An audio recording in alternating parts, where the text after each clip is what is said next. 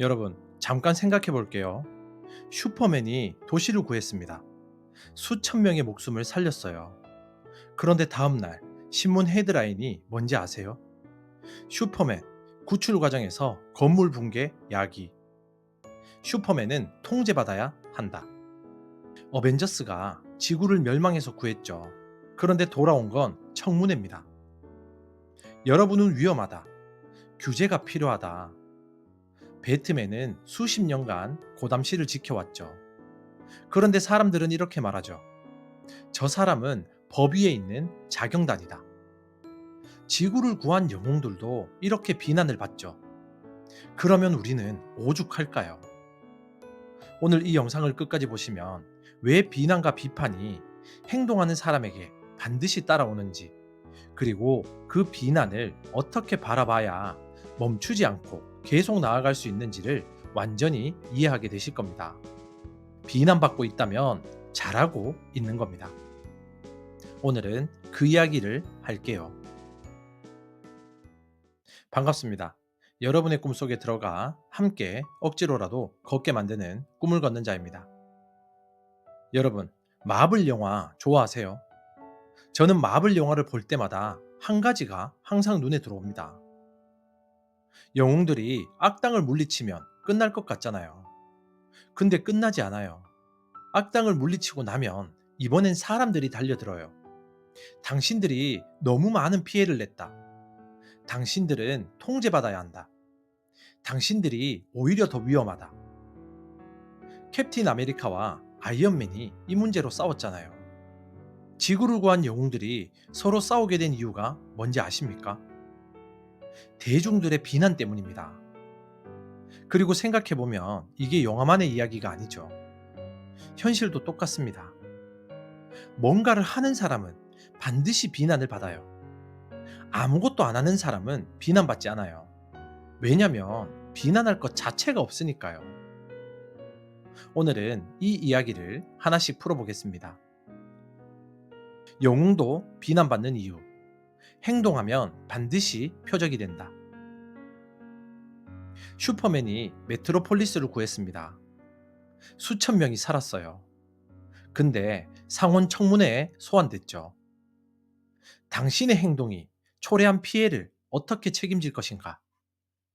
배트맨이 고담시에서 수십 년간 범죄자들을 잡아왔죠.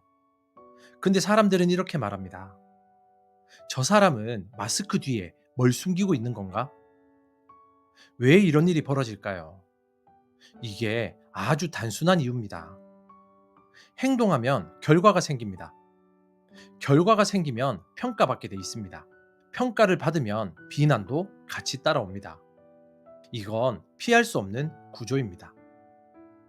아무것도 안 하면 비난받지 않잖아요. 하지만 아무것도 이루지도 못합니다. 비난은 행동하는 사람에게만 오는 겁니다. 그러면 비난은 뭔가를 하고 있다는 증거입니다. 경기장 밖의 사람들. 루즈벨트의 명언. 테오도르 루즈벨트 전 미국 대통령이 파리 소르본 대학에서 연설을 했죠. 그 연설에서 이런 말을 했습니다. 중요한 것은 비평가가 아니다. 실제로 경기장에서 싸우는 사람이 중요하다. 얼굴이 먼지와 땀과 피로 뒤덮인 사람. 용감하게 싸우다가 실수하고 다시 일어나는 사람. 그 사람이 중요하다. 경기장 밖에서 구경하면서 비난하는 사람들은 절대 이해할 수 없는 게 있죠. 경기장 안이 어떤 곳인지를요. 슈퍼맨이 악당과 싸우면서 건물이 무너진 게 맞아요. 그런데 슈퍼맨이 없었으면 어떻게 됐을까요? 배트맨의 방식이 완벽하지 않은 게 맞죠. 그런데 배트맨이 없는 고담시가 더 나은 곳이었을까요? 비난하는 사람들은 항상 경기장 밖에 있습니다. 그들은 싸우지 않아요. 그래서 상처도 없고 실패도 없고 비난도 받지 않습니다. 근데 그들이 남긴 것은 무엇인가요? 아무것도 없습니다. 여러분은 지금 경기장 안에 있잖아요. 그게 자랑스러운 겁니다. 비난의 심리학. 비난하는 사람은 누구인가? 비난하는 사람들이 어떤 사람들인지 알면 비난이 다르게 보입니다. 사이버 심리학 연구에서 흥미로운 결과가 나왔죠. 온라인에서 타인을 비난하는 사람의 67%가 자신은 절대 하지 않은 일을 하는 사람을 비난하는 경향이 있습니다. 무슨 말이냐면 유튜브를 시작하는 사람을 비난하는 사람은 대부분 자신은 유튜브를 시작하지 못한 사람입니다. 사업을 시작한 사람을 비난하는 사람은 자신은 사업을 시작하지 못한 사람입니다. 새로운 도전을 하는 사람을 비난하는 사람은 자신은 아무것도 도전하지 않는 사람입니다.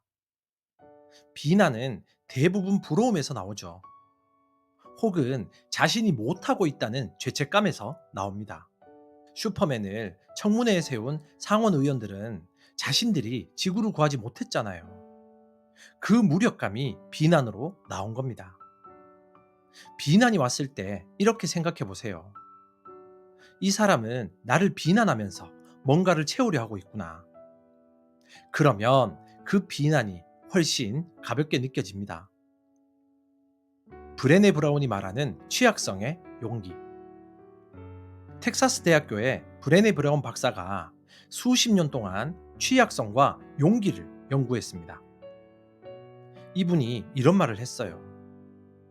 만약 당신이 경기장에 없다면 나는 당신의 피드백을 듣지 않겠다.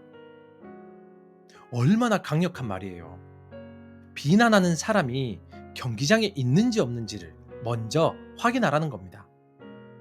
자신은 아무것도 하지 않으면서 비난하는 사람들의 말은 듣지 않아도 된다는 겁니다. 브라운 박사는 또 이렇게 말했죠. 비난받는다는 건 뭔가를 하고 있다는 뜻이다. 비난받지 않는다는 건 아무것도 하지 않는다는 뜻이다. 히어로들을 다시 생각해 볼까요? 슈퍼맨이 비난받는 건 그가 행동했기 때문이죠. 어벤져스가 규제를 받는 건 그들이 싸웠기 때문입니다. 비난은 행동의 그림자입니다. 행동이 크면 그림자도 큽니다. 그림자가 없다는 건 빛도 없다는 뜻입니다. 완벽한 히어로는 없다. 불완전함이 인간답다. 우리가 마블 영화를 사랑하는 이유가 뭔지 아세요? 히어로들이 완벽하지 않기 때문이죠. 아이언맨은 자기중심적이고 오만해요. 캡틴 아메리카는 고집이 세서 팀과 갈등을 빚어요. 토르는 처음엔 미성숙하고 무책임했죠. 블랙 위도우는 과거의 죄책감에 시달립니다. 헐크는 자신의 힘을 통제하지 못해서 괴로워요. 이 불완전함이 우리를 감동시키죠. 나도 저럴 때가 있는데, 그래도 저 사람은 계속 하는구나. 만약 히어로들이 완벽했다면 어떨까요? 아무도 감동받지 않았을 겁니다. 왜냐면 공감할 수가 없으니까요. 우리가 비난받는 것도 마찬가지입니다. 완벽하지 않기 때문에 비난받아요. 근데 완벽하지 않기 때문에 인간인 겁니다. 그리고 불완전하면서도 계속 나아가기 때문에 영웅인 겁니다. 비난의 두 종류.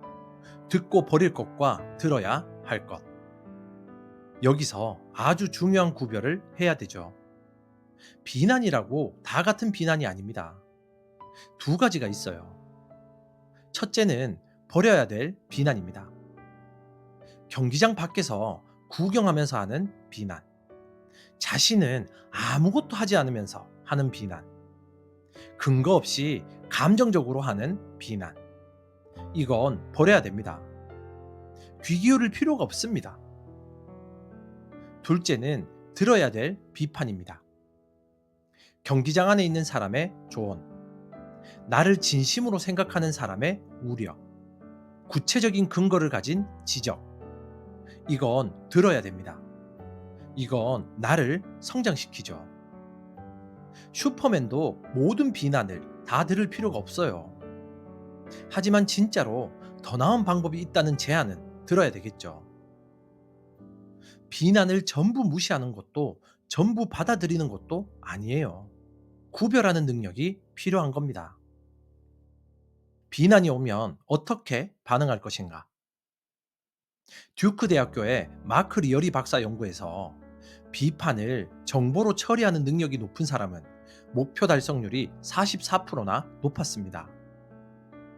비판을 공격으로 받아들이는 사람은 방어하고 움츠러듭니다. 비판을 정보로 받아들이는 사람은 분석하고 성장합니다. 같은 비판인데 어떻게 받아들이냐에 따라 결과가 완전히 달라지는 거예요. 그러면 비난이 왔을 때 어떻게 처리하면 될까요? 세 단계를 말씀드릴게요. 첫 번째는 잠깐 멈추십시오. 즉각적으로 반응하지 마세요. 비난이 오면 감정이 먼저 올라옵니다. 그 감정이 가라앉을 시간을 주세요. 두 번째는 출처를 확인해야 됩니다. 이 비난이 경기장 안에서 오는가, 밖에서 오는가? 이 사람이 나를 진심으로 걱정하는가? 아니면 그냥 쏟아내는가? 세 번째는 골라내시면 됩니다. 버릴 건 버리고 들을 건 들어요. 그리고 계속 나아가요. 비난받는 삶이 얼마나 대단한 삶인가? 잠깐 반대로 생각해 볼게요. 비난받지 않는 삶은 어떤 삶일까요? 아무것도 시도하지 않는 삶입니다. 아무것도 알아채지 못하는 삶이죠.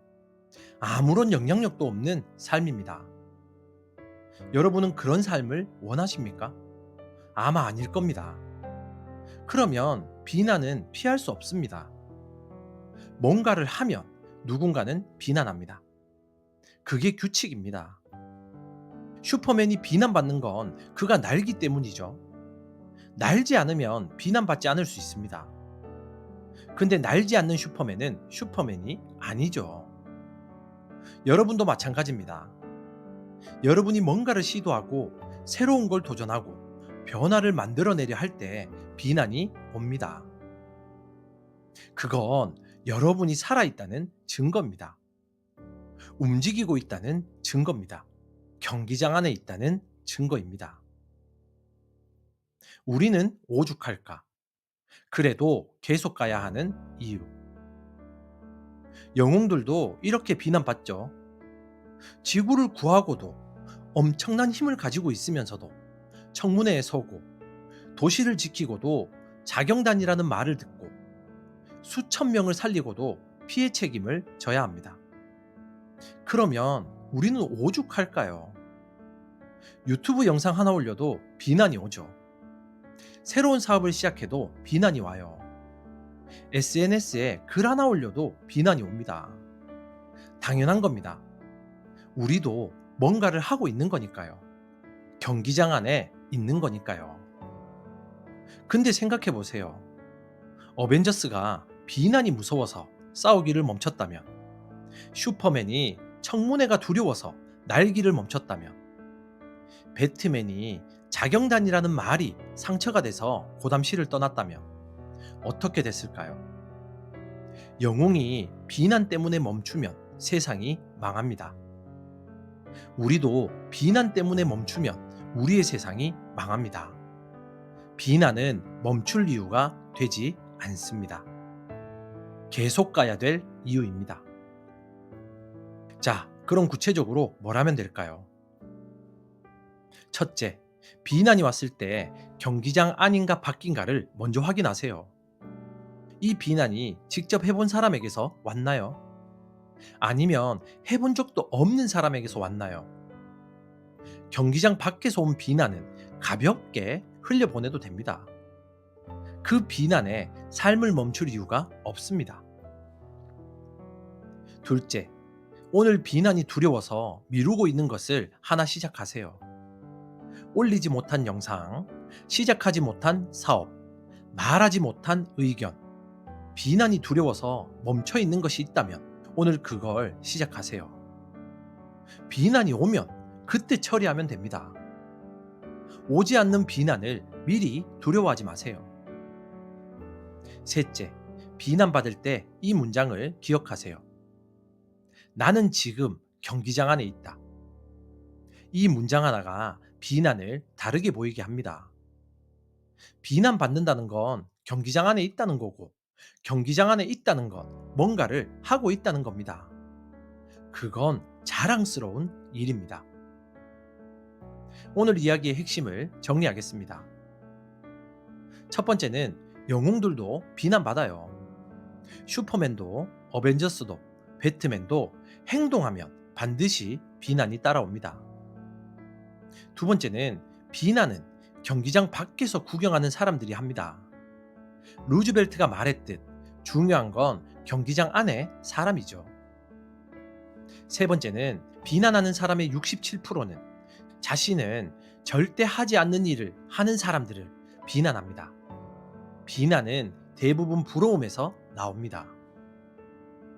네 번째는 비난에는 버릴 것과 들어야 할 것이 있어요. 구별하는 능력이 성장을 만들어요. 다섯 번째는 비난받지 않는 삶은 아무것도 하지 않고 있다는 겁니다. 비난받는다는 건 살아서 움직이고 있다는 증거입니다. 여러분, 오늘 마지막으로 이 질문을 드리고 싶어요. 슈퍼맨은 비난받을 걸 알면서도 왜 날까요? 배트맨은 자경단이라는 말을 들으면서도 왜 고담을 지킬까요? 어벤져스는 청문회에 서면서도 왜 다시 싸우러 갈까요? 비난보다 지켜야 할 것이 더 크기 때문입니다. 비난보다 해야 될 일이 더 중요하기 때문입니다. 비난보다 자신의 사명이 더 강하기 때문입니다. 여러분에게도 그런 것이 있을 거예요. 비난보다 더 중요한 것, 비난보다 더 크게 지키고 싶은 것. 그게 있다면 비난은 여러분을 멈출 수 없어요. 지구 최강의 히어로들도 비난받잖아요. 우리는 오죽할까요? 하지만 히어로들이 멈추지 않듯 우리도 멈추지 않으면 됩니다. 비난받으면서도 계속 나아가는 여러분이 진짜 영웅입니다. 경기장 안에서 계속 싸워가는 여러분을 항상 응원하겠습니다. 지금까지 당신의 꿈 곁에서 함께 조용히 걷는 꿈을 걷는 자였습니다. 감사합니다.